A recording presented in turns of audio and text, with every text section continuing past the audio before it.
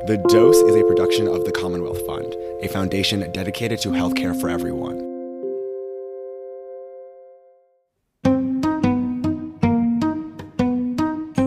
This year, in the United States, an estimated 2 million people will receive a new cancer diagnosis. That's a record high number. And part of what is disturbing in this trend is that the number of younger adults with cancer is increasing. And of all cancer deaths in people under age 50, colorectal cancer is now the number one cause of death in men and number two in women. These statistics are in stark contrast to the wealth of information and modalities of treatment for cancer in this country. So what's going on here? And why is this happening here, in the United States, where hundreds of millions of dollars are spent on cancer treatment every year? Is the work on prevention, screening, and wellness having any impact? In this episode of The Dose, my guest is Dr. Folashade May, a physician and researcher who is at the very forefront of working both in her lab and with her patients on these critical issues that are affecting the quality of life of so many Americans and their families, while also impacting people of color at disproportionate levels. At UCLA, Dr. May is Associate Professor of Medicine in the Division of Digestive Diseases and the Director of the Gastroenterology Quality Improvement Program. She also serves as the Associate Director for the Kaiser Permanente Center for Health Equity in the UCLA Health Johnson Comprehensive Cancer Center and the Associate Director of the UCLA Specialty Training Advanced Research Program at the David Geffen School of Medicine. And she made time out of all of that to be here with me today. Thank you so much, Dr. May. Thank you for having me. Of course, I'm here. This is an amazing opportunity to share a little bit about what I think is important in cancer research. So thank you. I love it. Well, right now, you have a comprehensive NIH grant that you're using to work with multidisciplinary teams that include informatics, health services, pathology, and health economics to evaluate a multi-level health system intervention. The goal here is to increase guideline concordant surveillance colonoscopies for UCLA health patients with high-risk colorectal polyps. And I know that the intervention is using artificial intelligence and natural language processing to identify patients at the highest risk for developing colorectal cancer. So I really want to start the conversation there. You received that grant about 18 months ago, and your lab is focused on that work. What are the big questions right now? The questions that you think most urgently need to be answered in your field. And I actually just got off of my colorectal surgery rotation, learning all about colorectal cancer and how we treat it. So I'm really excited for this conversation because I think, I mean, as a student, I'm just geeking out right now. Oh my goodness. What are the questions you think most urgently need to be answered? Absolutely. And I'll say, I almost went into colorectal surgery. I loved Really? that rotation. I'm happy I didn't because I love my career now and I wouldn't change it for anything, but I just was fascinated by the disease that affect the abdomen, affect the colon, which makes sense because I'm a gastroenterologist. But I think at some point in my training, I got really interested in understanding how we can improve population level health. And I had this amazing opportunity to go back and do a PhD at UCLA in health policy and management and really kind of pivoted my career towards understanding these big problems in cancer and in cancer research, focusing specifically on GI cancers and having a heavy emphasis on colorectal cancer, because as you said, it's become the number one cancer killer for men, the number two cancer killer for women. And on top of that, we have profound disparities in this disease. It was an area that wasn't heavily funded or studied at the time. And now it's actually gotten a lot of attention, which is wonderful. I think that there's some more awareness, but we still have so much work to do. You mentioned that grant that was a mouthful. Unfortunately, we have to write grants that are a mouthful these days to get funding from the NIH. It's a labor of love just to get them to get that first R01. But with that funding support, we were able to combine all these different disciplines into a study that's going to help us look into health system interventions to better track patients and get them in for timely screening. And that's important because colorectal cancer is common. It has this huge burden in the United States, but it's largely preventable. We think we can really prevent almost 60% of cases with effective screening, with early detection. But for some darn reason, people don't want to participate in screening. They don't like the idea of talking about their rectum, stool, getting a colonoscopy. So my career really is about making people aware that these technologies exist and helping people, kind of empowering them to save their own lives by getting screened at the right time. One of the questions I always ask myself too is, why is the incidence of cancers rising right now in young people? I know it's a hard question to answer, it's multifactorial, but would love to hear your response. Yeah, I call it kind of the golden question in cancer research right now. It's really profound because when I was, at your level of training, when I was a medical student, I was really taught that colorectal cancer was a cancer that affected people in their 60s and 70s. We never really considered it anyone less than 60.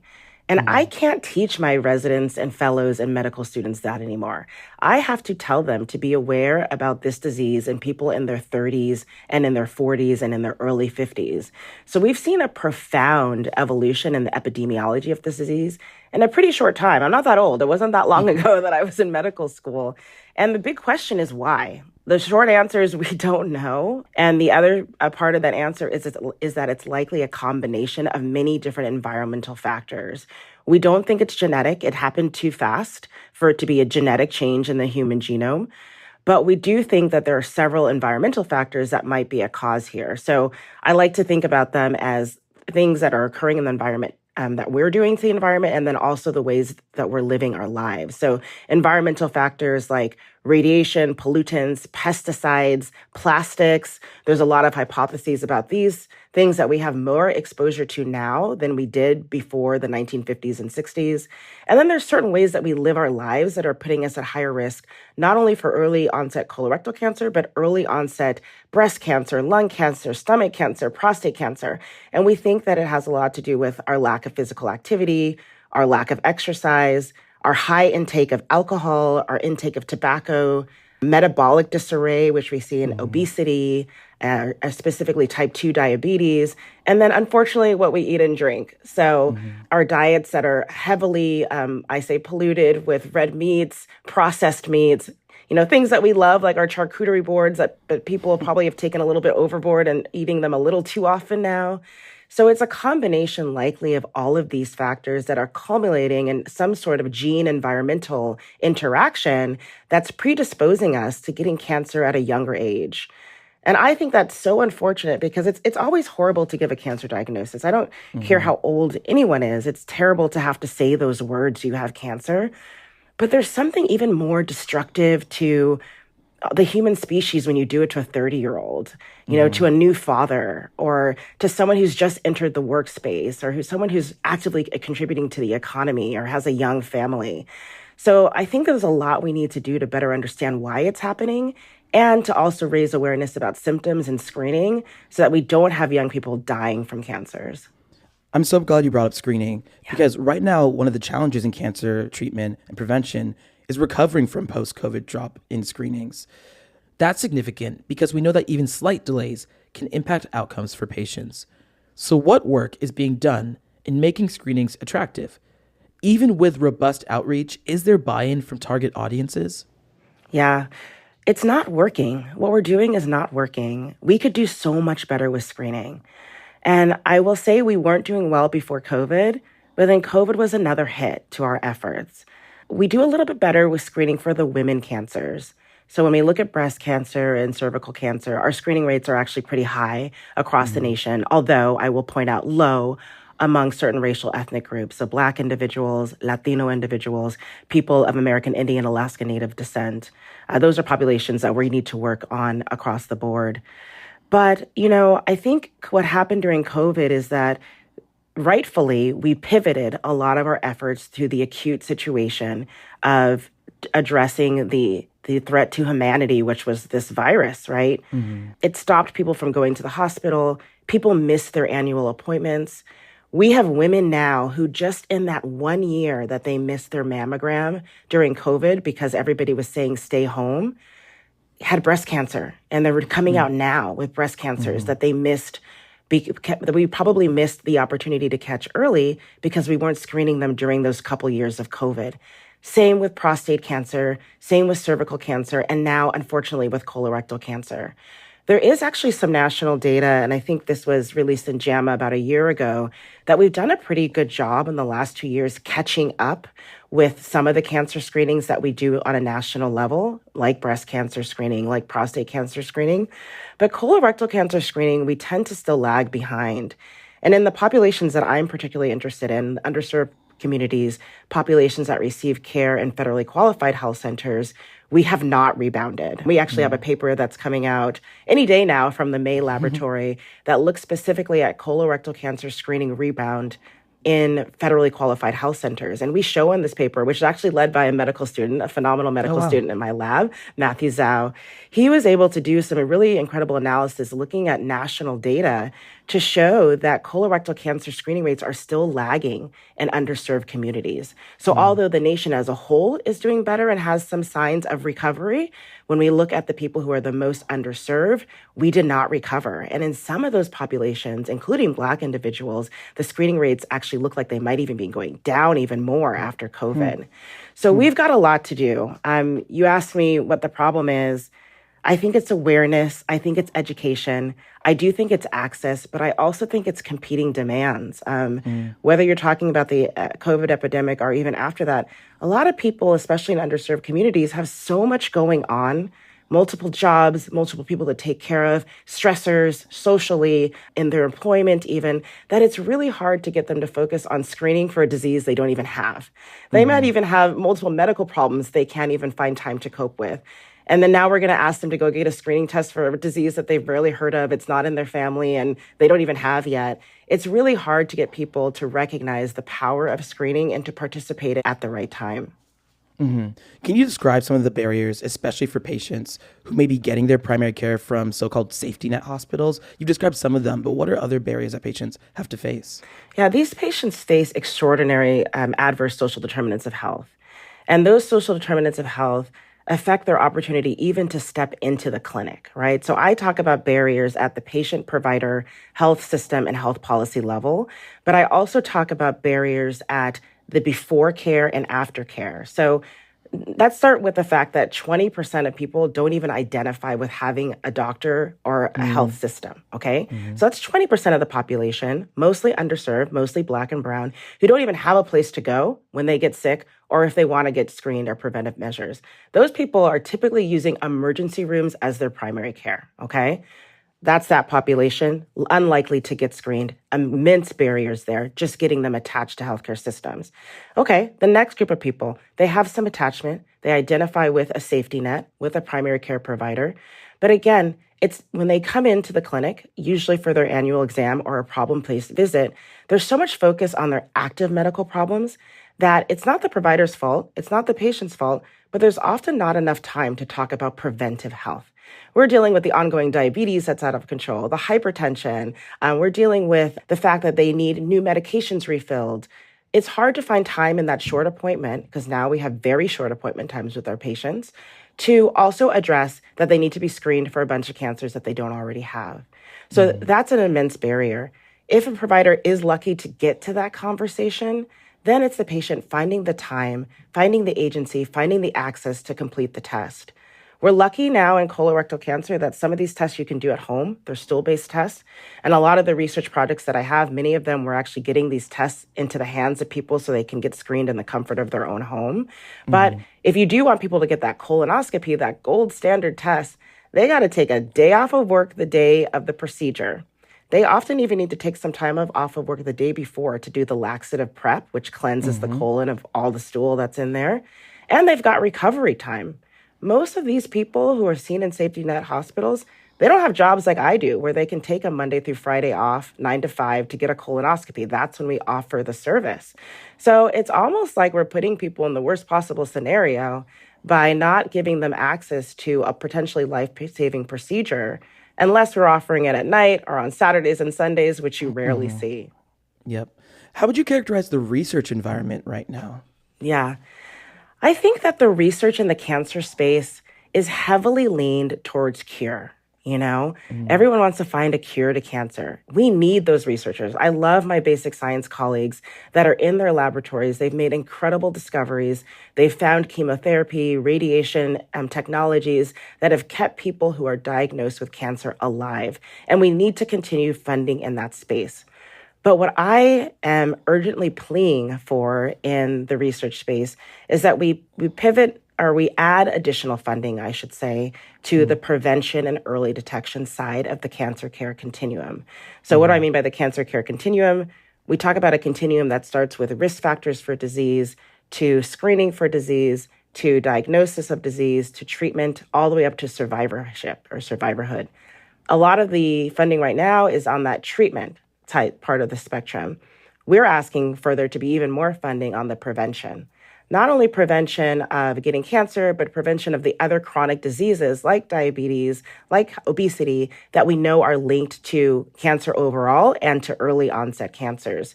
So that's the biggest challenge with the funding space, is that it's heavily leaned towards cures and treatment.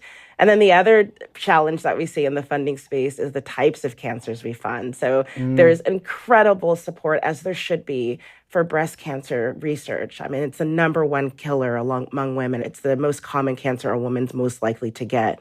But colorectal cancer does not see even a fraction of the funding that breast cancer research does. So we're also asking for additional funding. We're actually going to be in DC. I call on Congress to ask for additional funding for colorectal cancer, which, as you said, is now the number one killer for men, number two for women, and increasing in young adults.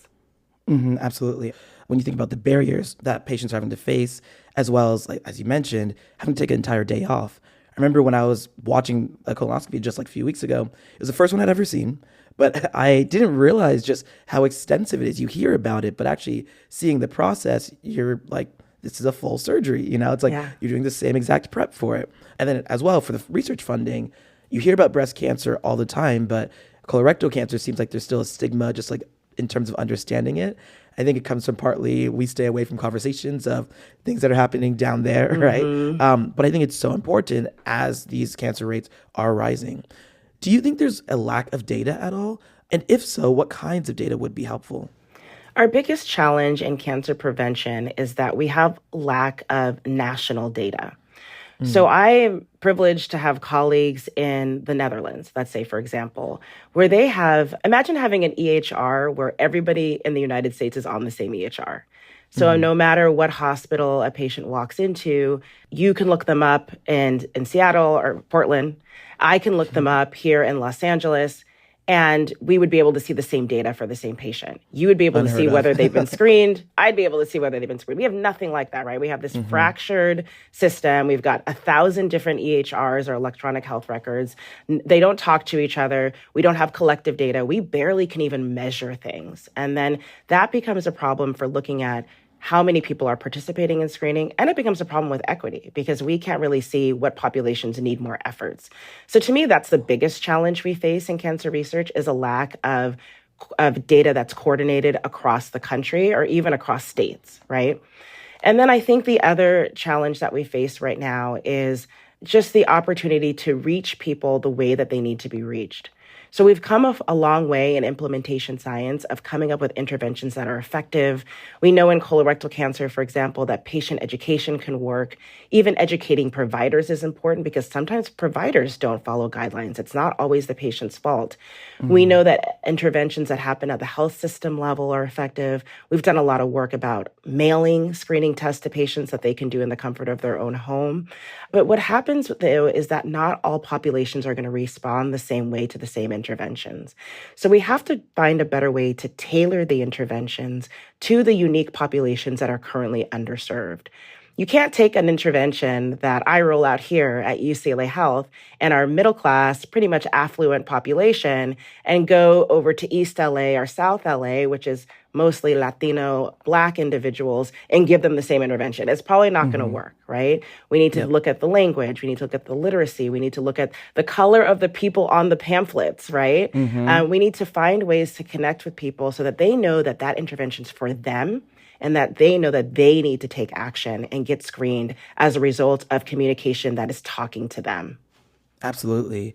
And what about compliance? A team from your lab published in JAMA about how patients use and respond to a patient portal, MyChart type of prompt. How do patient outcomes fare with this type of digital prompting and interface? Does that research point towards evolving kinds of patient-facing tech? Yeah, I really love what we're seeing within the electronic health records right now. I call it nudge science because it's happening on both levels. And I'm really excited about the provider side of it. So we are able to nudge providers in the electronic health record. You know, think about the primary care provider who's overwhelmed with huge panels of patients. And for each of those patients has to, I think it's 26 preventive health measures that they have to keep track of. If we can nudge the provider who maybe didn't get to talking about colorectal cancer screening or breast cancer screening and remind that provider, hey, you might not have seen that this patient's overdue. Do you want us to go ahead and take care of that? Click here, yes, and we'll do it for you. That's a huge help. We're offloading super busy primary care providers. So I love all of those interventions that we're seeing in the electronic health record to do that, to really nudge and help our primary care providers. And then now, as you alluded to, we're doing it for patients. So we have a lot of interventions here at UCLA Health where we're actually communicating with patients through the patient portal part of the EHR. We're sending them letters and notifications. We're saying, you're due for this test or you're overdue for this test. Click right here and we'll have someone call you to schedule it, or we'll send you the test so that you can do it in the comfort of your own home.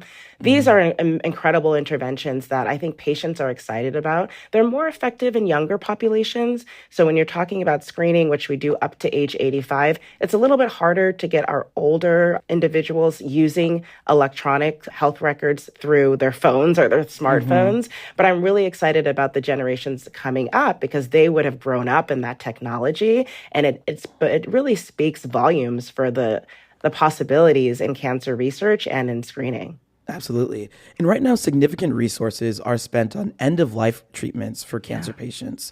How do you envision shifting resources? We've talked a lot about where resources are gone, where effort is given. How do you envision shifting the resources to meet this moment where young people and people of color are increasingly becoming cancer patients? Yeah, the whole body of research around survivorship is going to have to change, right? Let's just, for example, the average survivor was older 10 years ago. So the resources they needed were about getting them a safe place to stay, having them have aid at home, services so that they could follow through with their normal activities of daily living. And those are things that we actually got pretty good at. We were so happy and blessed when we had survivors, and we were very good at supporting them. But now if you have survivors in their 40s and 50s, they have very different resource needs. They often have young children at the home. They suddenly become in households where maybe they had two individuals providing income, and maybe now only their spouse can provide income. So there are a lot of different things that we need to think about. Not only that, there's a potential for those individuals for living an even longer period of time, as opposed to the 7-year-old with cancer who might only live for 10 or 15 more years. These people might live for 40 more years. So there's incredible resource needs. And that's an area that is growing in cancer research, kind of on that end of the spectrum.